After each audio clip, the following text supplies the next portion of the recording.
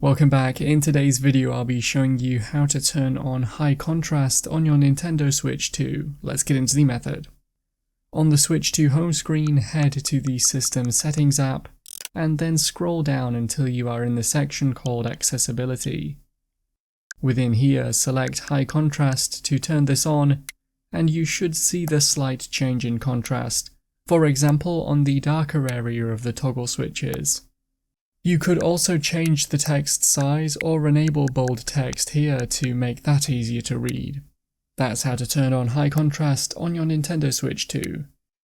If you have any questions, then let me know in the comments below, and if you did find today's video helpful, remember to leave a like and feel free to subscribe for more tips in the future. Be sure to stick around to see some of my other videos that you might be interested in.